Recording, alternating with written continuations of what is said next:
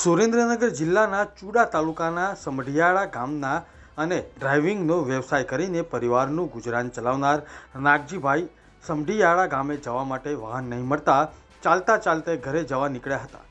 નવી જૂની મોરવાડ ગામો વચ્ચે ભોગાવા નદીના પુલ પર બે બાઇક પર આવેલા 5 શખ્સોએ તેમને આંતરીને ઘાતક હથિયારોથી નાગજીભાઈ પર હુમલો કર્યો અને રૂપિયા 2200ની લૂંટ ચલાવીને ફરાર થઈ ગયા હતા।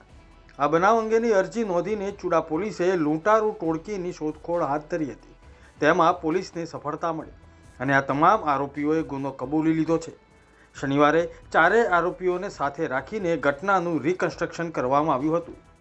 તારીખ 11/4/2025ના રોજ ચુડા પોલીસ સ્ટેશનના નવી મોરવાડ અને જૂની મોરવાડ ગામની વચ્ચે જે એક બ્રિજ આવેલો છે ત્યાં એક બનાવ બનેલો હતો અને સદર જે બનાવ છે એના અનુસંધાને ચુડા પોલીસ સ્ટેશનમાં બીએનએસની કલમ 310(2), 311, કલમ 3/5 અને જીપીએફની કલમ 135 મુજબનો ગુનો દાખલ કરવામાં આવેલો છે।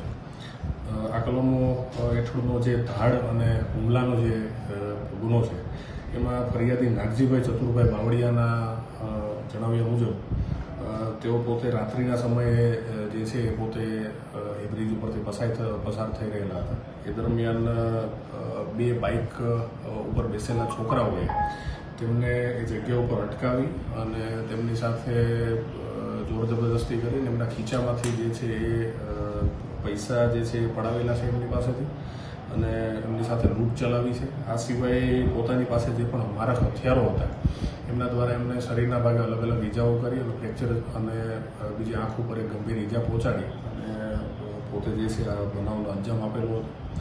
આ બનાવના અનુસંધાને જ્યારે ચુડા પોલીસ સ્ટેશન દ્વારા તપાસ કરવામાં આવી તો આજુબાજુના ગામોમાં આવા છૂટાછવાયા 5 થી 6 બનાવ બનેલા હતા કે જેમાં આ રીતે છોકરાઓ દ્વારા રાતના સમયે નીકળતા માણસોને કનડગત કરવામાં આવતી હતી। એક બે જગ્યાના સીસીટીવી ફૂટેજ જ્યારે ચુડા પોલીસ સ્ટેશનમાં પોલીસના હાથમાં લાગ્યા તો એના આધારે અમુક શકમન છોકરાઓની ઓળખ થઈ। આ ઓળખના આધારે 4 જે છોકરાઓ છે એમને રાઉન્ડ અપ કરવામાં આવેલા છે અને એના ઉપર તેમની ધરપકડ કરવામાં આવેલી છે। બાબુભાઈ ઉર્ફે ચમનભાઈ ધીરુભાઈ કોઠારિયા જે પોતે મોરવાડનો જ રહેવાસી છે અને રાજકોટ રહે છે। સચિનભાઈ ધર્મેન્દ્રભાઈ ગોવિંદિયા જે પોતે મોરવાડનો જ રહેવાસી છે। અમિતભાઈ મનસુખભાઈ માત્રાણીયા આ પણ મોરવાડનો જ રહેવાસી છે। સચિનભાઈ ધનજીભાઈ માત્રાણીયા આ પણ મોરવાડનો જ રહેવાસી છે અને અન્ય એક શકમન દિસમ છે જેની પૂછપરછ હાલ ચાલુ છે। આ ચારેય વ્યક્તિઓની પૂછપરછ કરતા અને અન્ય સીસીટીવી અને બધી તપાસ કરતા આ ચારેય આરોપીઓએ જ અને એની સાથે રહેલો હજી એક વ્યક્તિ એ તમામને મળીને જ આ જે સમગ્ર ઘટના છે એને અંજામ આપેલો હોય તેવું પોલીસને પૂરેપૂરી ખાતરી થયેલી છે અને એ સિવાયનું જે ઇસમ છે એની પણ હાલ પૂછપરછ ચાલુ છે અને આના સિવાય કોઈ અન્ય લોકો આમાં ઇન્વોલ્વ છે કે કેમ અથવા બીજા કોઈ આવા બનાવો વધારાના બનેલા છે કે એ દિશામાં તપાસ ચાલુ છે।